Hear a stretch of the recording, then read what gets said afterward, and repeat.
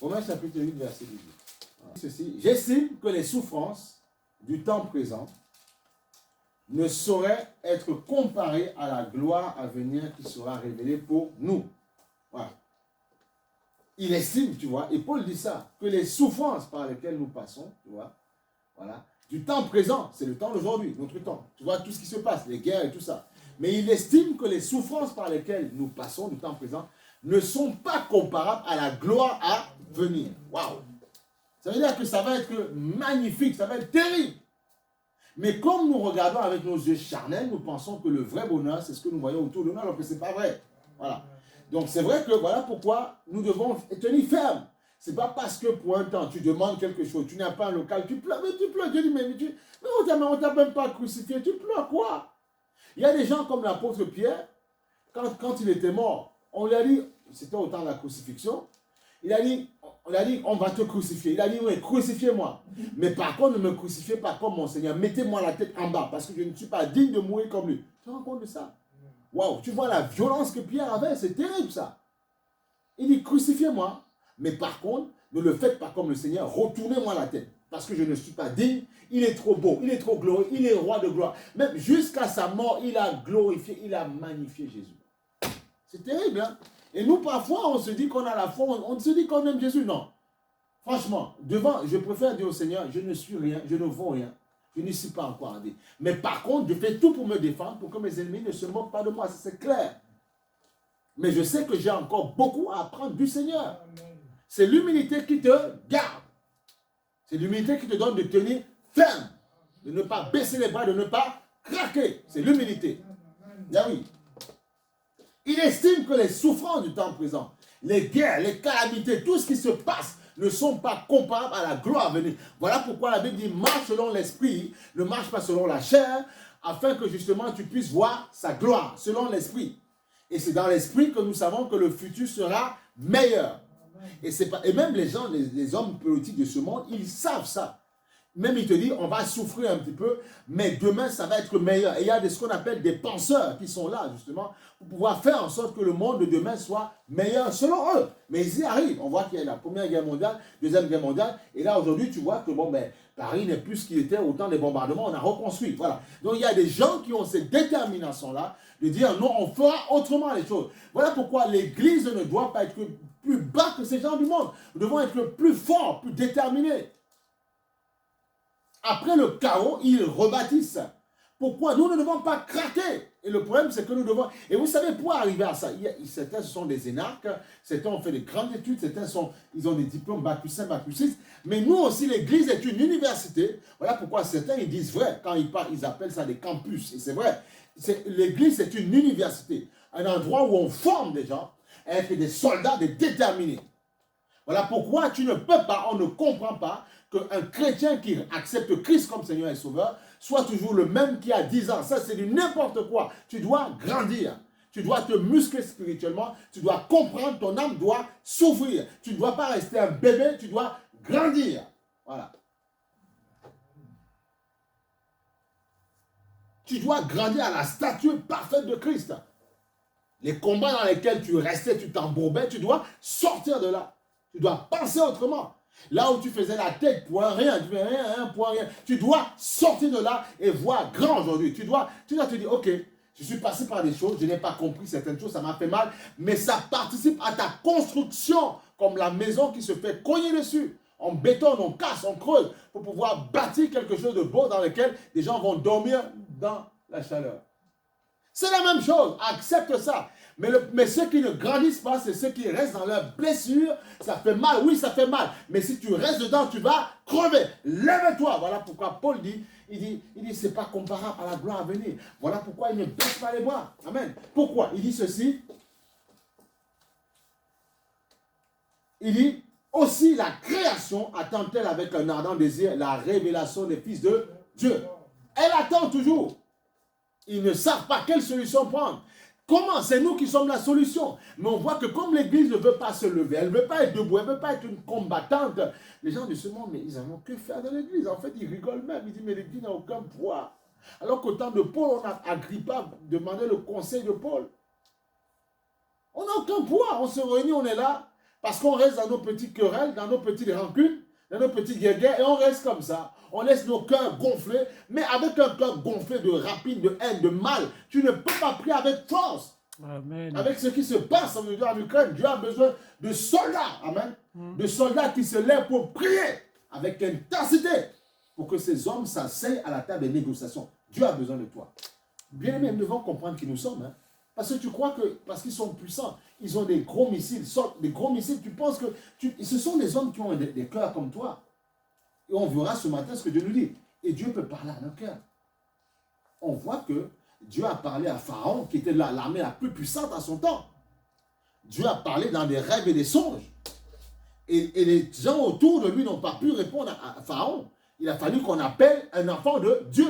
C'est possible aussi. Ce sera peut-être pas moi, mais c'est je ne sais pas, un Ukrainien là-bas ou un Russe là-bas qui connaît le Seigneur, qui pourra parler peut-être au président russe.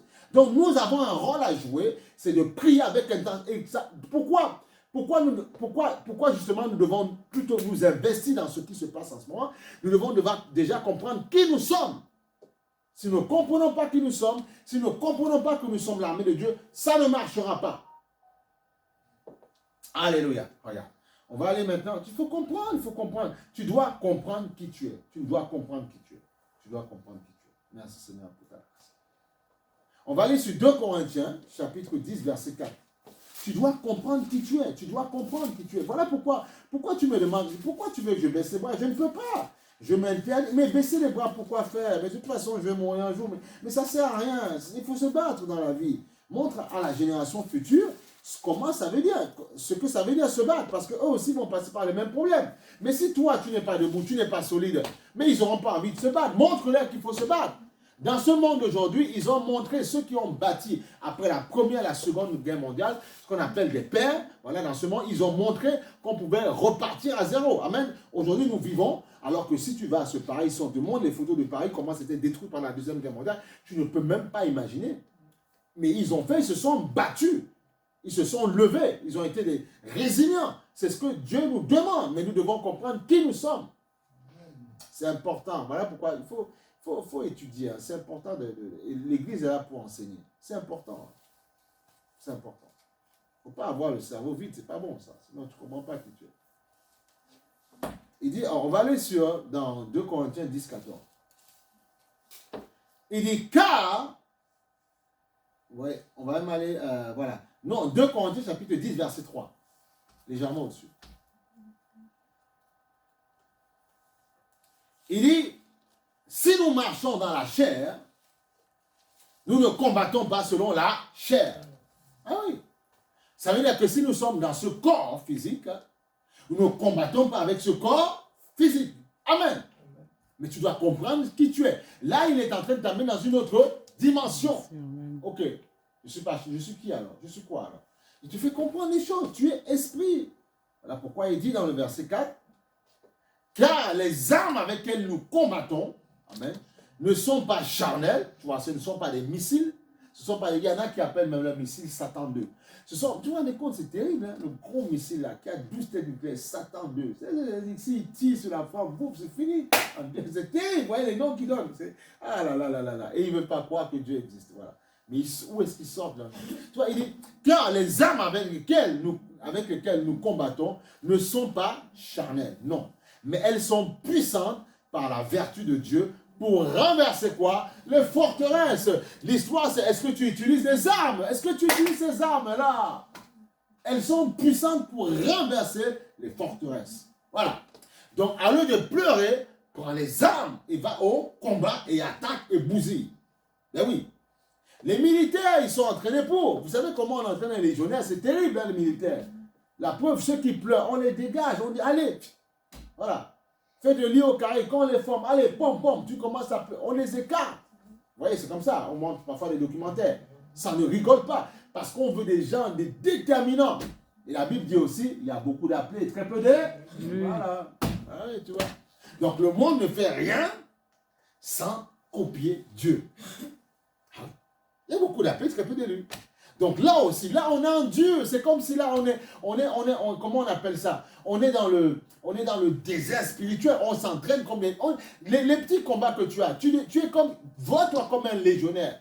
Parfois, quand vous regardez ces documentaires, vous avez déjà vu ça, un documentaire. Mais voilà, mais c'est comme ça que tu es. Tu es un légionnaire spirituel. Tu marches sous les barbelés, tu passes dans l'eau, alléluia.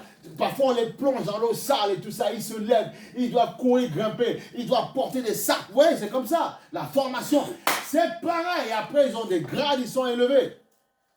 Il y a des légionnaires parfois qui se sont enrichis. Parce que vous savez, ils ont une grande, on leur paye bien. Et on leur dit qu'ils ne doivent pas toucher au moins pendant 10-20 ans. Quand ils sont, il y a des légionnaires qui, après la Légion, sont devenus des hommes d'affaires. Ils gagnent bien la vie. Pourquoi? Parce qu'ils ont bien payé. Ils ont leur récompense. C'est la même chose. Vois-toi comme un légionnaire. Vois-toi dans le combat. Dieu t'entraîne, il te fortifie, il te muscle. C'est des pompes. Mais nous, on imagine mieux ça physiquement. Mais tu ne comprends pas que toi aussi, parce que comme le chrétien ne veut pas le voir comme ça, voilà pourquoi il est écarté, il devient un loser. Eh oui. C'est pour ça que nous sommes écartés. Parce qu'on ne comprend pas. On chante. Dieu a une armée qui s'élève pour lui obéir. C'est toi l'armée. Mais est-ce que tu... C'est quoi une armée? Maintenant, revois les choses charnellement. Qu'est-ce que c'est? Une armée. Tu as la tête des officiers, des sous-officiers, tu as des maréchaux, tu as tout ça. Et tu as des gens qui vont au combat. Tu as des gens qui sont formés. Amen ou pas, amen. Donc, vois-toi comme ça et arrête de pleurer, arrête de voir mon âge, ce que j'ai vécu. Oublie, parfois, quand vous pensez trop à votre passé, ce que vous avez vécu, vous êtes en train de vous alourdir. On m'a fait ci, on m'a fait ça. Et alors, ça fait partie de tes blessures de guerre. Est-ce qu'un militaire, même quand parfois ils ont des cicatrices, tu vois, tu as vu Rambo, mais il continue, il va au combat. Après, ça va cicatriser. Amen. Ce n'est qu'une blessure qui est là. Ben oui, oh, ça va cicatriser et tu vas avancer. Il faut voir les choses comme ça. Sinon, vous n'allez pas réussir. Et l'ennemi, son rôle, c'est quoi? C'est de te pilonner, de tirer dans ton âme, de tirer. Voilà pourquoi, quand tu pries, tu dois envoyer le feu. Tu dois être conscient. Ce ne sont pas les hommes. Laisse les hommes tranquilles. Maintenant, s'il y a des gens qui sont des instruments du diable, tu pries aussi qu'eux soient freinés. Mais tu dois comprendre en premier, c'est contre les puissants des ténèbres que tu combats. Tu dois être conscient de ça quand tu pries. Oh, c'est vrai que parfois, à un moment donné, quand on commence à prier, on est un peu lourd. Mais rapidement, c'est pour ça qu'il faut prendre le temps de prier. Ce n'est pas en 2 minutes que tu renverses ces forteresses. Tu vois, parfois, tu vas prier, ou bien tu prends autorité, tu parles. Mais tu dois continuer et tu vas voir qu'au bout d'un moment, ton âme est en train de prendre. C'est la même chose quand, vous voyez les stratégies de guerre. Quand ils sont en guerre, ce qui se passe au moment en Ukraine, ils tirent, les autres résistent aussi, vous voyez. Ils résistent, ils les empêchent de rentrer. Eux, ils tirent. Et c'est le plus puissant qui va repousser l'ennemi. Amen ou pas amen? C'est la même chose. Voilà pourquoi il nous dit que nos armes sont puissantes en Dieu pour renverser les forteresses diaboliques. Mais tu dois être conscient de ça. Ah oui, c'est ça le problème.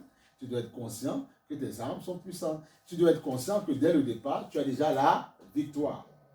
Mais non, mais il m'embête, il me ceci. Bien aimé, c'est vrai que parfois l'oppression, les attaques des gens, c'est compliqué. Mais dès le départ, tu dois comprendre que tu es dans l'armée victorieuse. On peut dire ce qu'on veut sur les Russes. Eux, ils se disent dès le départ qu'ils sont les meilleurs. Le monsieur n'a pas peur, vous vous rendez compte de ça? Il n'a pas peur. Il n'a pas peur. Le monsieur il a du toupet. Donc c'est la même chose. Tu dois avoir du toupet devant les démons. Ça là, même si ce n'est pas bon, mais Dieu nous enseigne par rapport à ça. Mais toi, tu pleures. Alors que tu dois combattre. Que quelqu'un me dise non, je ne peux pas accepter de vous louer, mais c'est où mon problème? Mais je continue, ce n'est qu'un homme qui est là. Mais je continue, oh mais je continue, tu ne peux pas me démoraliser, me décourager, c'est jamais. Tu ne peux pas, parce que j'ai l'amour de Dieu. Je ne dors pas dehors, j'ai un toit. Je dors chez moi, où est le problème? Alors, le temple avant, c'était... Tu dois, parfois, vous savez, même on vit dans ce monde évolué, tout ça, mais on ne doit pas s'appuyer sur ce monde, parce que du jour au lendemain, même l'eau potable que tu as, tu peux ne pas en avoir. Vous voyez là, ça tire de partout, ça casse les canalisations, les missiles partout. Après, c'est l'eau sale qui arrive. Et après, il faut repurifier l'eau. Voilà. Eh oui. Donc voilà. Et ça, il va falloir reconstruire. Ils doivent reconstruire la pays. Donc pourquoi est-ce qu'on se plaint? On se plaint parce que nous sommes des bébés. Pourquoi se plaindre? Il faut se lever. Être comme un soldat, tu refuses. Et c'est dans ton âme. Comprends que même si ton corps physique a mal, c'est dans ton âme que ça se passe. Même les médecins disent que 95% des maladies sont d'origine psychique, dans la tête. Psyché, dans ton âme. Donc sois un soldat. Refuse. Bats-toi. Frère, quelqu'un essaie de te décourager, tu ne l'écoutes pas. Mais tu vas avoir une fin de non-recevoir. Je vais tellement t'envoyer valser, ça va être terrible. Je vais te faire danser la valse. Ah oui, oui. Mais tu es qui? Mais tu es qui pour me casser mon amas? Mais où c'est qui, Moon? Tu es qui? Si tu as la foi, croyant en Dieu, pourquoi tu veux me démoraliser? Pourquoi faire? Tu veux que je croie encore en ce monde? Regarde comment ça part.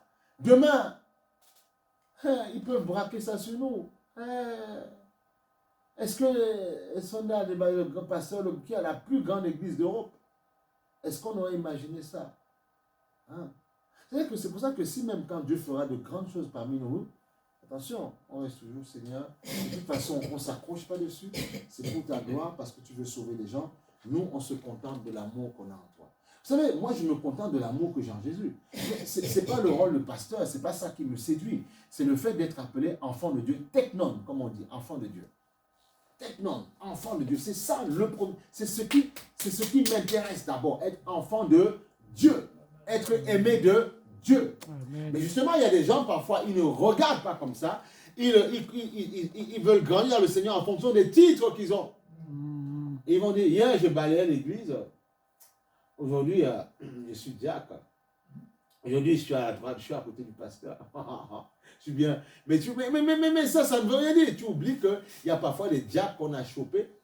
La nuit, le samedi, ils allaient demander aux morguiers. Et les morguiers sortaient des corps dans la morgue. Et ils allaient avoir des rapports avec les corps. Voilà. Ils payaient. Oui. Pourtant, ils servaient la Sainte Seine. Donc, tu vois, il ne faut pas que... Mais il y a des choses bizarres qui se passent dans ce monde. Il ne faut pas que... Avec des cadavres. Mais il ne faut pas que... Il y a des gens qui ont des problèmes. Tu vois, il y a des gens qui ont besoin d'être soignés. Donc, il ne faut pas que... Comment on appelle ça? Ton titre, c'est ça qui te fait évoluer. Non, tu ne vas pas évoluer par ça dans le Seigneur. Non! Et si je balaye une église jusqu'à la fin de mes jours, et alors, où est le problème? C'est pas grave. Tu vois? Et si mon rôle, ce n'est que accompagner des gens, c'est pas grave, je le fais par amour. Amen. Il y a des gens, parfois, tu vas les voir, leur maison est bénie. Amen ou pas amen? Il y a de quoi, il y a de tout. Tu arrives, il y a à manger, il y a tout. Pourquoi? Parce que le frère, il fait seulement... parfois, il y a des gens, ils vont à la gare, et c'est eux qui se mettent à la gare pour orienter les frères et sœurs, aller comme ci, comme ça. Et les gars sont bénis. Ils sont bénis. Eh oui. Je connais un frère qui était un grand louangeur, Kirk Franklin. Eh bien, lui, même s'il apporte la louange du Seigneur dans le monde entier, avec plusieurs âmes qui l'écoutent, mais à l'église, c'est lui qui oriente les gens pour se garer. Il dit non, je n'ai pas besoin d'être aux premières places. Voyez un peu ça, l'humilité. L'humilité précède la gloire. Après, on ne comprend pas pourquoi ces personnes-là sont mises sur la scène internationale. C'est parce que devant leur pasteur, devant l'église, ils sont tout petits. Ah oui, c'est comme ça, c'est tout. L'humilité précède la gloire. Il n'a pas honte de prendre un balai et balayer, malgré qu'il fasse de grandes choses pour le Seigneur. Voilà, c'est tout. Oh. Amen. Mais oui, la souffrance nous forme, elle nous forme. C'est la souffrance qui a formé Joseph, donc Dieu l'a élevé. Donc accepte un petit peu de souffrir un peu. Il ne faut pas toujours vouloir que tout aille bien, et puis voilà, accepte de souffrir un petit peu. Donc tu vois, les armes sont puissantes en Dieu pour combattre. Amen. Voilà. On va aller maintenant pour te faire comprendre comment Dieu va écouter tes prières, parce que c'est possible. Dieu va écouter tes prières.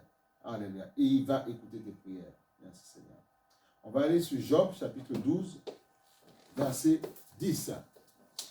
Tu vas comprendre que tu as la possibilité de prier pour que les gens entendent, que les hommes de ce monde entendent. Pourquoi? On aurait pu dire que si on n'a pas ces révélations-là, effectivement, même si on prie, ils ne vont pas écouter, ils ne vont rien faire. Non, ils vont écouter. N'oubliez pas que pendant la Deuxième Guerre mondiale, il y a des chrétiens qui sauvaient les Juifs. Ils les gardaient, ils les cachaient pour qu'on ne les ébouille pas, autant des nazis. Voilà. Et on voit qu'après, même Hitler, il est mort après, il s'est suicidé. Voilà. Donc ça veut dire que même animé par la bête, même si tu as toute ta puissance, tu n'auras pas toujours forcément la victoire. Voilà pourquoi nous prions pour le président russe, sachant que même s'il y a nous prions pour que Dieu fasse grâce. Voilà. Amen. Regarde. On va aller maintenant, on a dit Job, hein, Job 12, verset 10. Il dit ceci, et ça c'est magnifique. Il dit, il tient le Seigneur dans sa main l'âme de tout ce qui vit. Amen. Le souffle de toute chair d'homme. Voilà. Amen. Ça veut dire quoi? Toi et moi, et qui d'autre? Et qui d'autre?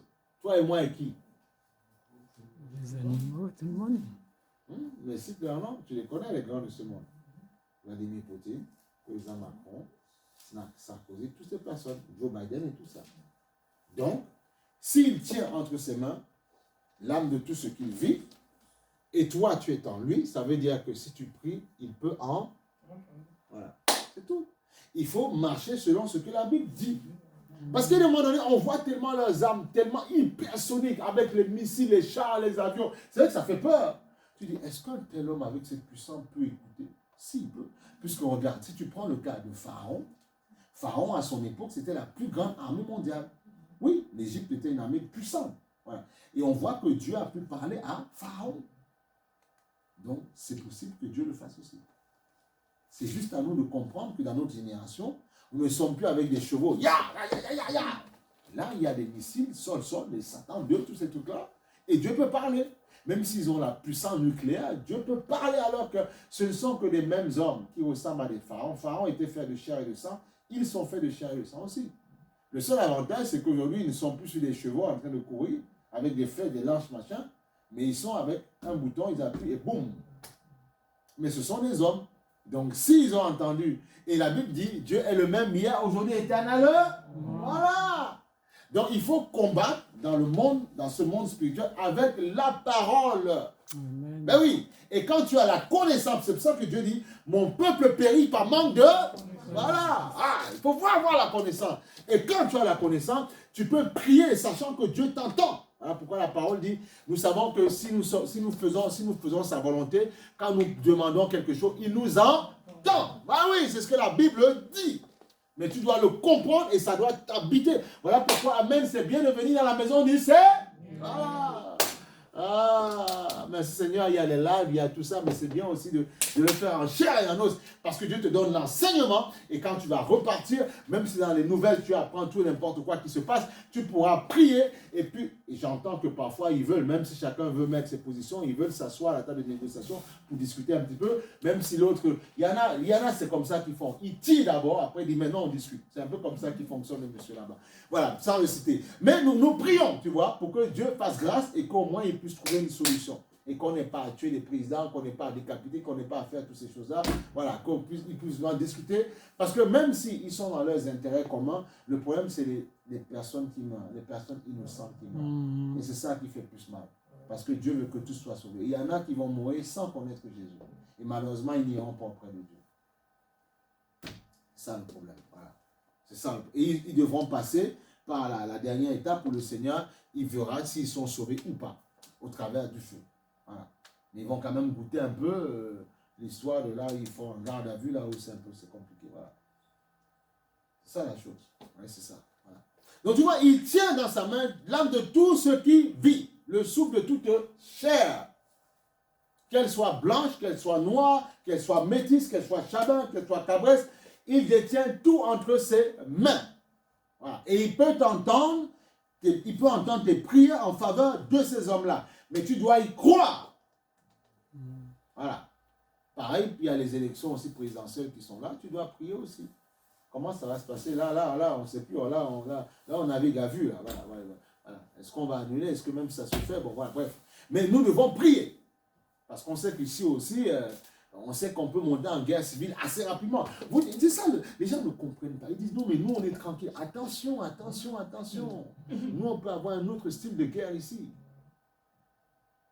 On peut avoir une guerre raciale, une guerre... On peut tout avoir ici. On peut avoir ça. Donc, on n'est pas... Et parfois, la guerre civile est compliquée aussi. Tout le monde met les pneus sur les roues, tout le monde met le feu, tout le monde a les boum boum, on brûle partout, voilà. Donc, c'est possible aussi. Attention, attention. C'est ce qu'on n'arrête pas de dire aux chrétiens, ils ne comprennent pas. Non, c'est loin là-bas, c'est pas grave. Mais toi, tu peux avoir une autre forme. Il y a eu Corona, on a dit, youpi, c'est bon. On va pouvoir vivre, on va pouvoir sauter les masques, on va pouvoir être heureux. Mais on voit que, boum, autre chose arrive. Voilà.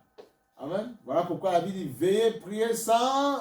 Vis ta vie, sois heureux, amène tes enfants au cinéma, je mange des glaces, va au McDonald's, va au... Il n'y a pas de problème, mais prie sans cesse. Pendant que tu manges le poulet, Seigneur, béni soit ton nom, merci pour ta garde protège. Tu dois prier en tout temps. Ce n'est pas exclu de vivre dans le bonheur et de prier. Amen. Voilà. Je joue au football, je tire. Je dis, Seigneur, tu bénis, tu pries tout le temps. Parce que tu ne sais pas à quel moment. Comme ce footballeur qui est mort dernièrement aussi, 76 ans, mais toute sa vie qui a vécu dans le coma. C'est la panthère noire, un Sénégalais qui, à cause d'une mauvaise opération, ben, il a fini sa vie, il est mort à 60 poussières, mais à 30 ans, 35 ans, KO, et puis il était dans un état végétatif, et sa femme qui s'occupait de lui toute sa vie. Tu vois? À cause d'une opération, à cause d'une mauvaise opération. Voilà, parce que je crois qu'elle avait donné un mauvais produit quand il s'est endormi, pour l'endormir, bref, voilà, on ne va pas dans toute l'histoire, mais tu vois, c'est ça. Aujourd'hui, voilà, donc on voit que même, quel que soit le métier qu'on fait, il faut prier. Voilà. Prenez mon genou, opérez-moi, mais attention, on prie. Parce que tu peux sortir de là, non pas seulement sur un fauteuil roulant, mais en état végétatif, où tu n'es plus, tu es un légume, quoi. Donc il faut prier sans cesse. Prier sans cesse. Prier sans cesse. Prier sans cesse. Sans cesse prier. Il faut prier sans cesse. Tu ne sais pas à quelle sauce l'ennemi veut te manger. Voilà. C'est comme ça. Il y a des gens qui disent, oh mais moi je ne vais jamais à l'hôpital, je ne suis jamais tombé malade. Non. Béni Dieu, tu ne sais pas comment ton attaque va arriver. C'est ça le problème. Hein. Il faut prier. Il ne faut pas être orgueilleux. Hein. C'est pas bon. Moi je ne veux pas. Il ne faut pas manger ça. Ne mangez pas l'orgueil. Amen. Ne mangez pas ces choses-là. Ne mangez pas l'orgueil. Ça ne sert à rien. Maintenant, tu es par terre. Merci Seigneur pour ta grâce. Voilà. Merci Seigneur. Et donc, on voit que, pour revenir, et ça c'est le verset fatidique en ce moment, on n'a même plus la dernière fois, mais c'est le verset où tout le monde est dessus aujourd'hui, parce qu'effectivement, c'est le verset de l'actualité. Tout le monde est devant cette réalité-là. Voilà. Voilà. Matthieu 24, 6. Tout le monde est devant cette réalité-là. On est devant ça. Et plus que jamais, ça nous montre que la Bible est vraie. Vous vous rendez compte, quelqu'un, il y a plus de 2000 ans, on est déjà à plus de 2000 ans, voilà, on est en 2022, voilà, plus de 2022 ans, où il avait déjà prophétisé, annoncé ces choses sur lesquelles nous vivons. Matthieu 24, 6, il dit, vous entendrez parler de guerre et de bruit de guerre. De guerre qui vont vraiment se faire, et des bruits de guerre. On va faire la guerre, et puis on s'arrête, et puis d'autres vont se lancer, et peut-être qu'ils vont s'arrêter au bout du compte. Voilà. Et on sait qu'il y a la grande guerre finale, qui est la guerre d'Armageddon, où toutes les nations vont se liguer contre Israël. C'est autre chose encore. Il y a des guerres intermédiaires. L'ennemi, ce qu'il veut faire aussi, c'est faire venir avant le temps. Il veut mettre son gouvernement mondial avant le temps. On a essayé avec Corona, ça ne marche pas très bien, et puis on va attaquer avec ça. Et c'est lui qui inspire les hommes à agir comme ça. Ah oui. Vous entendrez parler de guerre et de bruit de guerre. Gardez-vous d'être troublés. Gardez-vous, ne te trouble pas. Amen. Car il faut que ces choses arrivent, mais ce ne sera pas encore la fin. Tu vois?